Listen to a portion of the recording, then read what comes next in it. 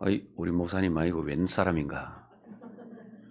그런 생각하셨을 것 같은데요. 예배 전에 좀 잠깐 인사 나누고 했으면 더 좋았을 것 같다 생각을 합니다만, 저는 CG, 여러분 CG 아십니까? 네, CG에 있는 나눔과 성김이 교회 원로 목사입니다. 좀 일찍 은퇴하고 순회 선교 사역을 하고 있는 중에 있고요. 코로나 때문에 또 한참 동안 선교지에 다니지를 못하고 있는 실정입니다. 우리 김 목사님과는 매주 한 번씩 만납니다. 김 목사님하고 몇몇 분 함께 독서 나눔 모임에 함께 하고 있습니다. 열심히 공부하시는 우리 김 목사님 모습이 참 아름다워요. 얼마나 영민하시고 아주 훌륭한 목사님이다, 그런 생각을 많이 했는데, 그 목사님과 함께 또 신앙생활 하신 여러분들 얼굴 오늘 이렇게 뵙게 되어서 반갑습니다. 여러분, 성도는 목사를 잘 만나는 게 얼마나 큰 복인지 모릅니다. 그거 아십니까? 진짜 그래요. 그쵸? 오래 신앙생활 해보신 분은 그건 뭐 절실히 느끼죠. 목사 잘 만나는 것이 정말 복이다. 목사도 물론 뭐 성도 잘 만나는 게 복이기도 하지만 특히 성도가 목사를 잘 만나는 건 큰 복이다. 잘못 만나버리면 참 신앙생활이 힘들고 어렵고 괴롭고 그죠? 그렇잖아요. 그런데 우리 김 목사님을 만나서 함께 신앙생활을 하시는 여러분 축하드립니다. 축하해도 될 것 같아요. 좋으신 분이에요. 한번 따라 하시죠. 나는 예수를 믿어 하나님의 자녀가 되었습니다. 나는 천국 백성입니다. 믿습니까? 예, 옆 사람에게 이야기해 주세요. 하나님께서 당신을 사랑하십니다. 나도 당신을 사랑합니다. 한번 해주세요. 참 잘 오셨습니다. 은혜 많이 받으세요. 할렐루야. 여러분 모두 은혜 많이 받으시길 바랍니다. 예. 김 목사님 코로나 걸리셔가지고 아주 고생 많으신가 봐요. 제가 전화를 한 몇 분 하면서 들어보니까 목소리도 목도 같고, 저도 한 달쯤 전에 코로나를 잘 버텨오다가 막판에 와가지고 한 달 전쯤에 이제 걸렸는데, 저는 뭐 그렇게 힘들게 앓지 않았어요. 간단하게 정말 뭐 아무렇지도 않게 약 먹고, 물론 조금 표시 났지만 약 먹으니까 또 괜찮더라고요. 그렇게 잘 지냈는데, 김 목사님 이번에 앓는 거 보니까 아이고 많이 아프구나. 얼마나 안 됐던지 가슴이 아파요. 목소리를 하는데 목사님 이러는데 너무 안타까워가지고 아이고 그렇게 아프구나 웃잖아. 그런데 여러분 기도 많이 해주시길 바랍니다. 여러분의 기도가 또 하나님 앞 상달되어 우리 김 목사님 몸이 튼튼해지고 건강해지고 날마다 강건해져 가기를 간절히 바랍니다. 전 세계 각국이 지금 큰 어려움을 겪고 있는 그런 실정입니다. 코로나19, 이 코비드 19이라고 명명된 이 바이러스 공격에 인류는 정말 속절없이 당하고 있는 것이죠. 바이러스의 공격 앞에 이렇게 무력하구나, 인간이 이렇게 무력하구나, 그런 생각을 하게 되죠. 많은 사람이 이 바이러스 때문에 죽음의 고비를 넘기고 살아난 사람들, 요즘은 이제 조금 약해졌지만 초기에는 그죠, 얼마나 힘들었습니까? 그런가 하면 또 이 바이러스로 인해서 수많은 사람이, 전 세계에서 수많은 사람이 목숨을 실제로 잃기도 했습니다. 목숨을 잃고 지금 숨이 깔딱깔딱 넘어가는데, 아버지가 깔딱깔딱 넘어가는데 자식이 가볼 수도 없는 실정이었잖아요. 그죠? 옆에 있어 줄 수 없는 실정. 이야, 진짜 참혹하다. 이 바이러스라는 게 이렇게 무섭구나. 참혹하다, 이런 생각을 했습니다. 그런가 하면 또 지금은 러시아가 우크라이나를 침공해가지고 시작된 전쟁이 끝나지 않고 계속되고 있습니다. 수많은 사상자가 속출하고 있는 그런 전쟁입니다. 그로 인해서 또 전 세계가 코로나 사태, 장기화, 그리고 러시아의 그 우크라이나 침공, 전쟁, 이로 인한 충격이 세계 각국에서 엄청난 경제적 충격으로 다 맞이하게 되었고, 모든 나라들이 고금리, 고물가, 우리나라에 지금 고환율, 이런 것들로 이어져서 고스란히 그 모든 고통은 서민들에게 돌아가고 있습니다. 그것은 우리나라도 전혀 예외가 아니고 정말 어렵고 힘든 시기를 우리 모두 보내고 있습니다. 이런 상황에서 정치권이 열심히 민생을 위해서 애써주면 얼마나 좋겠습니까만, 나라를 경영한다는 정치인들이 정신을 못 차리고 있는 것 같아요. 여러분 보니까 잘하고 있는 것 같아요.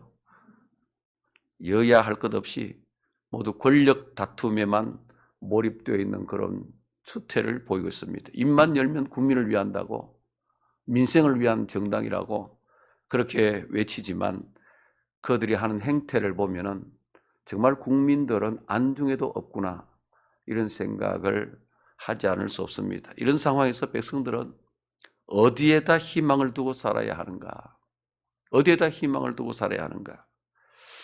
이 나라 서민들은 정말 절망 가운데서 허덕이고 있지 않습니까? 젊은이들은 아무리 성실하게 일하고 평생 벌어 모아도 집 한 채 마련할 수가 없다고 아우성을 치고 아예 포기해버리는 젊은이들이 얼마나 많은지, 내 평생 벌어 모아도 집 한 채 살 수 없다, 나는 안 된다, 계산 아무리 해봐도 안 된다, 이런 생각에 절망에 빠져 있기도 합니다.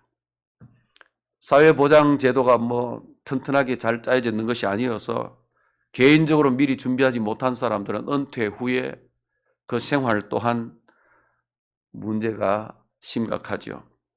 그런 것들을 생각하면은 낙심할 수밖에 없는 그런 상황입니다. 여러분 어떻습니까? 우리 각각 개인의 어려움과 힘든 상황들 때문에 낙심하기도 합니다. 때로는 경제적 이유로 낙심하기도 하고, 또 어떤 이런 건강상의 문제로 낙심하고 절망 가운데 빠질 수도 있습니다. 현실이 너무나 힘들고 미래가 보이지 아니할 때에 우리는 낙심합니다. 앞날에 희망이 보이지 아니할 때에 우리는 절망하게 됩니다. 미래에 대한 소망이 전혀 보이지 아니하고 개선의 여지가 보이지 아니할 때에 우리는 절망하게 되는 것이죠. 그런데 인류 역사를 살펴보면은 이런 낙심과 절망의 상태는 각 시대마다 언제나 있었던 일이라는 사실입니다. 사회 구성원들 중에서 각 시대마다 어느 사회든지 그 사회 구성원들 중에서 극히 일부를 제외한 대부분의 사람은 갖가지 어려움을 겪으면서 살아가게 되죠.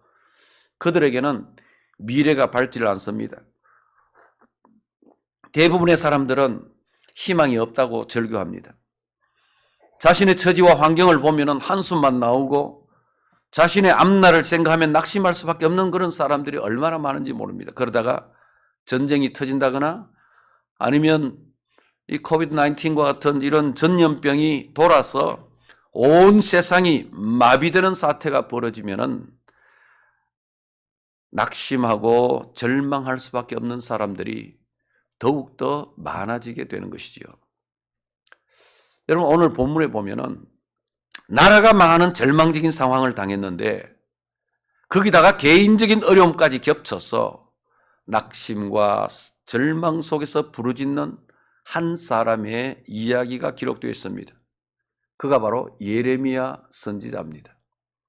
오늘 우리가 읽은 본문 예레미야 애가는 예레미야가 쓴 슬픈 노래라는 뜻입니다. 애가 슬픈 노래. 여러분 예레미야가 왜 이런 슬픈 노래를 지어서 불렀겠습니까? BC 587년에 예루살렘이 멸망했습니다.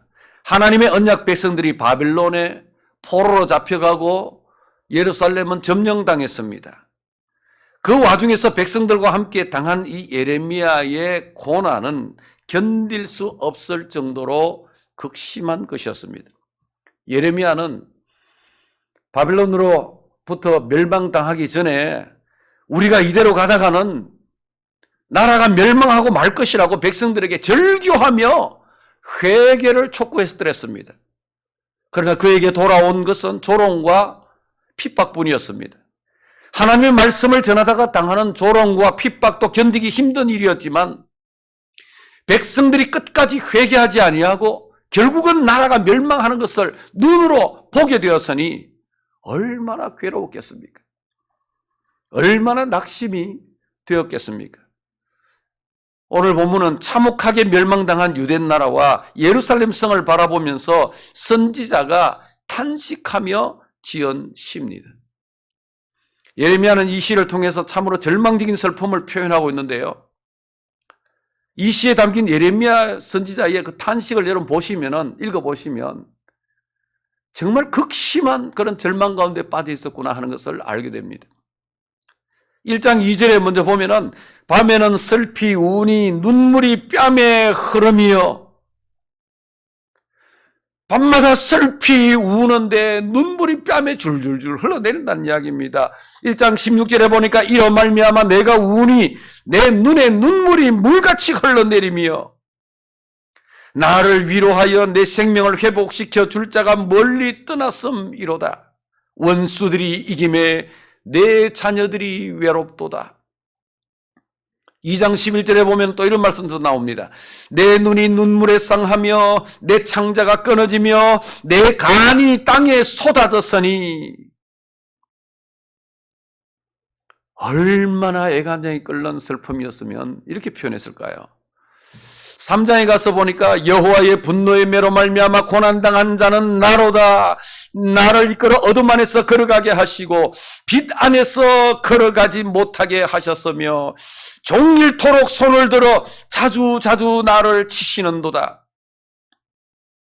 나의 살과 가죽을 쇠하게 하시며 나의 뼈들을 꺾으셨고 고통과 수고를 쌓아 나를 애우셨으며 나를 어둠 속에 살게 하시기를 죽은 지 오랜 자 같게 하셨도다. 그 뒤에 또 좀 더 지나서 보니까 나를 쓴 것들로 배불리시고 쑥으로 취하게 하셨으며 조약돌로 내 이들을 꺾으시고 재로 나를 덮으셨도다. 주께서 내 심령이 평강에서 멀리 떠나게 하시니 내가 복을 내어 버렸으며 스스로 이르기를 나의 힘과 여호와께 대한 내 소망이 끊어졌다 하였도다.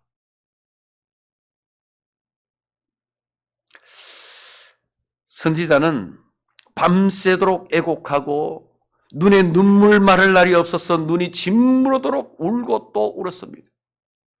하나님의 노하신 매가 너무 견디기 힘들어서 죽은 지 오랜 자 된 것 같은 지경이 되었다라고 자신을 이야기하고 있습니다.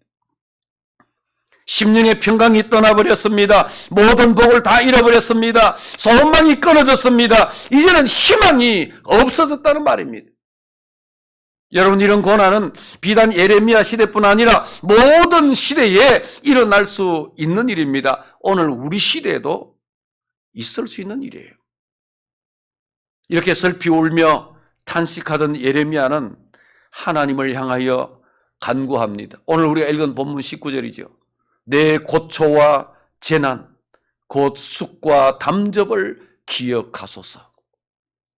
내가 겪고 있는 이 고초와 재난을 기억해달라고 이야기하는데 그것을 달리 표현합니다. 쑥과 담접을 기억하소서. 무슨 말입니까? 쑥을 씹는 것 같고 쓸개즙을 먹는 것 같은 이 형편을 돌아봐 주시라고 간구하는 것입니다. 예레미야가 얼마나 힘들었으면 이런 표현을 했을까요? 온 얼굴에 눈물이 흘러내려 눈물범벅이 된 예레미야는 자신이 당하는 그 고초가 너무 힘들다고, 이 재난이 견디기 어렵다고 호소합니다. 그것은 마치 쑥과 담즙과 같이 머리가 절레절레 흔들리는, 몸서리 쳐지는 그런 고통이라고 표현하고 있는 것입니다. 여러분, 우리의 인생 여정 중에도 이런 고초와 재난을 만날 수도 있습니다. 쑥과 같고 담적과 같이 스디선 고난의 과정 겪을 수도 있습니다. 이런 어려움을 여러분 만나보셨습니까? 산전수전 다 겪으신 분 있습니까? 아니면 지금 이 정도는 뭐 될는지 모르겠지만 정말 나대로는 너무 힘든 세월을 보내고 있습니다. 내가 생각할 때 지금처럼 어려운 때는 없었던 것 같습니다. 내 인생에서 가장 힘든 세월을 보내고 있습니다라고 생각하는 분 있습니까? 그것이 경제적인 문제이든지 건강상의 문제이든지 아니면 가정의 어떤 문제이든지 어떤 관계의 문제이든지 그런 고난으로 인하여 우리의 소망이 끊어져 버릴 수도 있습니다. 미래에 대한 아무런 희망을 가질 수가 없는 상황이 될 수도 있습니다. 그냥 낙심이 되어서 절망 가운데 빠져 있을 수밖에 없는 그런 상황을 만날 수도 있습니다. 그런데 오늘 읽은 예레미야의 애가를 보면은 그런 낙심과 절망 가운데서도 그 낙심과 절망으로 끝나버리지 않았다는 것을 우리가 알게 됩니다. 그런 낙심과 절망 가운데 영영 주저앉아 버리지 않았다는 것입니다. 예레미야는 그 절망의 깊은 곳에서 희망을 길어 올렸습니다. 그 낙심의 땅에서 희망의 꽃을 피워내고 있는 것을 보게 됩니다. 예레미야는 그럼에도 불구하고 그 낙심의 땅에서 희망을 보았던 것입니다. 그 절망의 땅에서 소망의 빛을 보게 되었던 것입니다. 20절과 21절 보세요. 20절과 21절 같이 읽어봅니다. 시작. 내 마음이 그것을 기억하고 내가 낙심이 되오나 이것을 내가 내 마음에 담아두었더니 그것이 오히려 나의 소망이 되어사오면. 아멘. 잘 보십시오. 무슨 말입니까? 내가 뭐가 되오나? 내가 뭐가 되오나? 낙심이 되오나 그것이 오히려 나의 뭐가 되었다? 소망이 되어사오면. 그러니까 예레미야가 지금 낙심이 된다는 말입니까? 아니면 소망이 된다는 말입니까? 예? 예. 낙심이 되오나 소망이 되오면, 낙심이 되오나 소망이 되오면. 자기 백성들이 당하는 고초와 재난을 생각할 때 낙심이 될 수밖에 없습니다. 현실이 그렇다는 것입니다. 낙심할 수밖에 없는 현실입니다. 참으로 절망적인 그런 현실입니다. 그러나 마음속으로 곰곰이 생각해 보니까 그것이 오히려 소망이 되었다고 말하는 것입니다. 거기서 희망을 보게 되었다는 것입니다. 여러분, 이것이 무슨 말입니까? 예레미야가 밤낮 눈물로 탄식하며 낙심할 수밖에 없는 그런 현실이었지만 하나님을 향한 믿음의 마음으로 그 상황을 깊이 묵상했을 때 하나님을 향한 그 믿음의 눈으로 현실을 다시 살펴보았더니 그 낙심이 변하여 소망을 가지게 되었다는 것입니다. 이것이 여러분 믿음의 기적인 것입니다. 절망과 낙심의 땅에서 이렇게 희망을 볼 수 있는 것은 하나님을 믿는 자들만이 가질 수 있는 특별한 능력인 줄로 여러분 깨달으시기를 바랍니다. 여러분, 믿음을 가진 자는 그 어떤 고난이 덮쳐도 끝내 이겨냅니다. 여러분, 하나님을 향한 믿음은 우리를 절망 가운데 내버려 두지 않습니다. 주를 바라보며 묵상할 때 새로운 소망을 허락하시고 일어설 용기와 힘을 주시는 것입니다. 하나님은 우리로 절망 가운데서 희망을 보게 하시는 분인 줄 믿으시길 바랍니다. 잠언 24장 16절에 보면 그런 말씀, 여러분 잘 아시는 말씀 있잖아요. 대저 의인은 7번 넘어질지라도 다시 일어나려니와 악인은 재앙으로 말미암아 엎드러지느니라. 7번 넘어질지라도 다시 일어난다는 표현은 아무리 많이 넘어져도 거기에 굴하지 아니하고 또 일어나고 또 일어난다는 것입니다. 환경과 상황이 아무리 어렵고 힘들어도 거기에 굴하지 않는다는 이야기 아니겠습니까? 믿음을 가진 자는 7전8기의 용기와 능력을 갖추게 되는 것입니다. 사랑하는 여러분, 낙심하고 절망할 수밖에 없는 상황 가운데서라도 믿음으로 주를 바라보며 소망을 가지고 다시 힘있게 일어설 수 있는 그런 하나님의 자녀들이 다 되시기를 주님의 이름으로 축원드립니다. 축원합니다.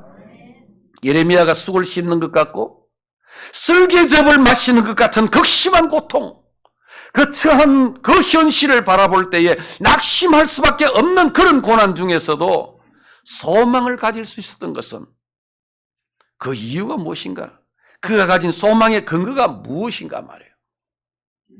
뭘 살펴보았더니 그렇게 갑자기 낙심이 되었던 사람이 소망이 또 되었다고 이야기하나? 뭘 봤나? 예레미야가 뭘 봤나 말이에요. 22절입니다. 읽어보죠. 시작. 여호와의 인자와 긍휼이 무궁하심으로 우리가 진멸되지 아니함이니이다.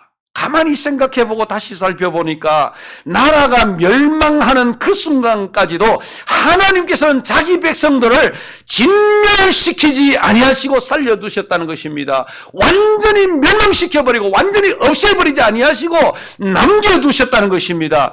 하나님 앞에서 자기 백성들이 범죄한 것을 생각하면 완전히 멸망당하고도 모자랄 지경인데 하나님이 그렇게 진멸시키지 아니하시고 남겨놓으신 것을 보면서 여호와의 그 크신 인자와 긍휼을 깨닫게 되었다는 것입니다. 그 하나님의 인자심과 긍휼을 묵상할 때에 낙심이 변하여 소망이 되었다는 것이지요. 하나님의 그 은혜를 인하여 반드시 다시 회복시켜 주실 것이라는 믿음과 함께 미래에 대한 희망을 가지게 되었다는 것입니다. 예레미야는 비록 유다가 멸망하고 예루살렘이 황폐화되었지만 그러나 믿음의 눈으로 그 백성을 진멸시키지 아니하신, 완전히 멸망시켜 없애버리지 아니하신 그 하나님의 그 인자와 긍휼을 볼 수가 있었던 것입니다. 그 믿음의 눈으로 볼 때에 절망과 낙심의 땅에서 한 줄기 희망을 보게 되었던 것입니다. 여러분, 우리가 아무리 큰 고난을 당하고 어려움을 겪을지라도 하나님께서는 우리를 진멸시키지 않으시는 줄 믿습니다. 믿으시기 바랍니다. 하나님께서는 그 자녀를 완전히 망하게 하시지 않습니다, 여러분. 하나님께서는 우리가 감당치 못할 시험당함을 허락지 아니하신다고 했습니다. 시험당할 즈음에 또 피할 길을 내사 능히 감당하게 하신다고 하셨습니다. 믿으시기 바랍니다. 그러므로 우리는 고난 중에도 주를 바라보아야 하는 것입니다. 어려움 중에서 하나님을 바라봐야 됩니다. 여호와의 그 인자와 그 긍휼을 묵상할 수 있어야 됩니다. 하나님을 향한 믿음의 마음으로 묵상하고 믿음의 눈으로 현실을 다시 바라볼 수 있어야 되는 것입니다. 그렇게 할 때 낙심되었던 우리의 마음에 새로운 소망이 피어나게 되는 것입니다. 절망 중에 주저앉아 버리지 아니하고 희망을 보면서 다시 일어서게 되는 것입니다. 고난 중에도 인자와 긍휼이 무궁하신 주님을 바라보는 그 믿음이 있었기에 예레미야는 낙심이 되는 상황 속에서도 소망을 가질 수가 있었습니다. 한 줄기 희망을 볼 수가 있었습니다. 그런데 여러분, 우리가 낙심과 절망 중에 잡은 그 희망, 그 소망의 한 줄기 빛, 그것을 한 번 봤다가 그 다음 놓쳐버리고 나면 아무것도 아니에요. 그것을 잃어버리지 않는 것이 중요합니다. 날마다 그 소망을, 날마다 그 희망을 가슴에 품고 사는 자는 반드시 다시 일어서게 될 줄 믿습니다. 반드시 승리하게 될 줄 믿으시길 바랍니다. 예레미야 그토록 절망적인 상황 속에서 낙심이 될 수밖에 없었지만 그는 믿음으로 그 절망의 땅에서 희망의 꽃을 피워낼 수 있었지요. 그가 그 낙심과 절망의 땅에서 보게 된 그 한 줄기 희망, 그것을 잃어버리지 아니하고 계속 그것 붙들고 살아가게 된 이유가 무엇일까요? 그것은 예레미야가 맞이하는 매일의 아침에 그 비밀이 있었던 것을 우리가 보게 됩니다. 이어지는 본문 23절 같이 한번 보죠. 시작. 이것들이 아침마다 새로우니 주의 성실하심이 크시도소이다. 이렇게 예레미야는 아침마다 감사하며 찬양합니다. 우리는 여기서 낙심의 땅에서 한 줄기 희망의 빛을 보게 된 예레미야가 그 희망을 잃어버리지 아니하고 그 희망을 끝내 붙들고 살아가게 된 이유를 알게 됩니다. 예레미야는 아침마다 주의 인자와 긍휼이 무궁하심을 인하여 감사하며 찬양했던 것입니다. 그런 낙심과 절망의 땅에서 보게 된 그 소망을 생각하면서 감사와 찬양으로 하루하루를 시작했던 것입니다. 예레미야의 아침은 인자와 긍휼이 무궁하신 하나님께 대한 감사와 찬양으로 시작되었습니다. 여러분의 아침은 어떻습니까? 예레미야의 아침은 이랬던 것입니다. 나라가 망하는 상황 속에서도 우리를 진멸시키지 아니하시고 이렇게 살려두셔서 감사합니다. 다시 회복할 수 있는 거루터기를 남겨주심을 감사합니다. 오늘 아침에도 멀쩡하게 내가 다시 살아나서 눈을 뜨게 하심을 감사합니다. 그래서 다시 회복할 희망을 주심을 감사합니다. 아침마다 이렇게 소망을 되새길 수 있게 하시는 하나님, 아침마다 새로운 소망으로 눈을 뜨게 하시는 성실하신 하나님을 찬양합니다. 이것들이 아침마다 새로우니 주의 성실하심이 크시도소이다. 예레미야는 자기 백성을 향하신 주님의 성실하심을 아침마다 되새기며 찬양하고 있습니다. 그래서 매일 아침 새롭게 임하는 주님의 은혜를 노래했던 것이지요. 날마다 임하는 주의 자비와 긍휼을 인하여 찬양합니다. 신실하신 주님을 찬양합니다. 그러니까 낙심이 될 수밖에 없는 현실이지만 그는 더 이상 낙심과 절망 속에 머물러 있지 않았습니다. 그 낙심의 땅에서 아침마다 희망의 꽃을 피워냈습니다. 모든 근심, 걱정 다 물리치고 아름다운 미래를 내다볼 수 있는 희망의 눈을 가지고 살았던 것입니다. 사랑하는 여러분, 저와 여러분도 이렇게 아침마다 새로운 주의 은혜를 받아 누리는 인생이 되기를 간절히 축원드립니다. 우리가 어떤 어려움을 당하고 낙심되는 상황에 있어도 아침마다 이렇게 감사와 찬양으로 하루를 시작한다면 반드시 회복되고 승리하게 될 줄 믿습니다. 날마다 하나님의 말씀을 묵상하며 하나님과 교제를 하시기를 바랍니다. 그래서 그 주님의 자비와 긍휼이 아침마다 새롭게 임하는 것을 다 경험하는 성도가 되시기를 바랍니다. 그래서 그 성실하신 주님을 찬양하며 아침을 여는 복된 저와 여러분이 다 될 수 있기를 주님의 이름으로 축원합니다. 그래서 우리도 이렇게 노래하는 자들이 됐으면 좋겠습니다. 여호와의 인자와 긍휼이 무궁하심으로 우리가 진멸되지 아니함이니이다. 이것들이 아침마다 새로우니 주의 성실이 크시도소이다. 여러분, 예레미야는 기가 막히는 고난과 절망적인 슬픔 중에서 탄식만 하고 있지를 않았습니다. 한숨만 쉬고 앉아있지 않았습니다. 그는 하나님을 바라보았습니다. 하나님의 인자와 긍휼을 묵상했습니다. 낙심과 절망의 땅에서 희망을 보았습니다. 그리고 아침마다 감사하면서 새롭게 임하는 하나님의 은혜와 그 성실하심을 노래했습니다. 이제 예레미야가 그 다음 어떤 마음으로 살아가는지 한번 보십시오. 예레미야의 그 다음 고백을 들어보십시오. 24절 같이 갑니다. 시작. 내 심령에 이르기를 여호와는 나의 기업이시니 그러므로 내가 그를 바라리라 하도다. 예레미야는 스스로에게 말했습니다. 여호와는 나의 기업이시니 그러므로 내가 그를 바라리라. 여호와는 나의 기업이시니 무슨 말입니까, 여러분? 여호와는 나의 기업이시니, 이 말은 세상의 모든 것 다 잃어버려도 하나님이 계시니까 됐다는 말입니다. 그런 뜻이에요. 여호와는 나의 기업이시니 모든 기업 다 빼앗겼습니다. 나라를 통째로 잃어버렸습니다. 그런데 여호와는 나의 기업이시니라고 합니다. 하나님께서 나의 재산이라는 말입니다. 내게는 전능하신 하나님이 계시는데 무엇을 걱정하겠는가 하는 것입니다. 하나님이 계시지 않느냐? 만물의 주인 되신 하나님이 내게 계시는데 뭘 두려워하겠느냐? 내가 왜 낙심하고 절망하고 여기에 주저앉아 있어야만 되겠는가? 그러므로 내가 그를 바라리라. 그러므로 내가 그를 바라리라. 그래서 오직 하나님만 바라보고 살겠다고 결심하는 말입니다. 하나님만 의지하고 하나님께 간구하겠다는 것입니다. 예레미야는 스스로 마음을 다잡았습니다. 내 심령에 이르기를 했잖아요. 내 심령에 이르기를, 자기 심령에 이르기를 스스로 다짐하고 결심한다는 말입니다. 여호와는 나의 기업이시니 그러므로 내가 그를 바라리라. 내 심령에 이르기를, 내가 나에게 또 다짐하고 또 결심하기를, 여호와는 나의 기업이시니 내가 그를 바라리라. 예레미야는 크게 깨닫고 결심했습니다. 이제는 이처럼 기가 막힌 현실이라도 그저 울고만 있을 것이 아니구나. 여호와를 바라보아야겠다. 내게는 하나님이 계시지 않는가? 인자와 긍휼이 무궁하신 하나님이 계시지 않는가? 그래서 우리를 진멸시키지 아니하시고 거루터기를 남겨두셔서 회복의 소망을 두신 하나님이 계시지 않는가? 아침마다 새로운 은혜로 충만하게 하시는 하나님이 내게 계시지 않는가? 나에게는 아직도 소망이 있다. 얼마든지 다시 살아날 희망이 있다. 이 시간 이후로 나는 오직 하나님만 바라보며 살겠다. 이것이 바로 본문에서 말하는 예레미야의 결심입니다, 여러분.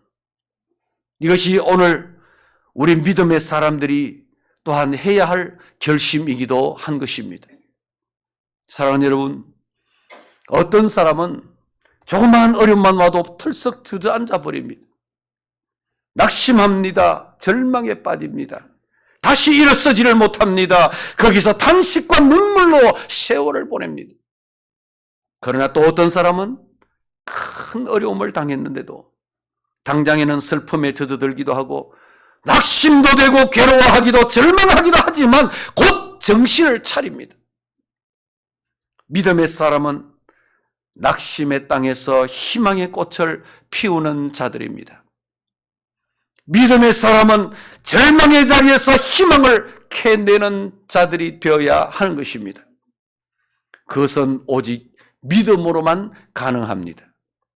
인자와 긍휼이 무궁하신 하나님을 깊이 묵상하고 아침마다 새로운 은혜를 베풀어 주시는 그 하나님을 경험할 때에 낙심이 변하여 희망이 되는 줄 깨달으시기를 바랍니다. 저와 여러분은 그 어떤 어려움 앞에서도 낙심과 절망 속에 주저앉아 버리는 자가 되지 않기를 간절히 바랍니다.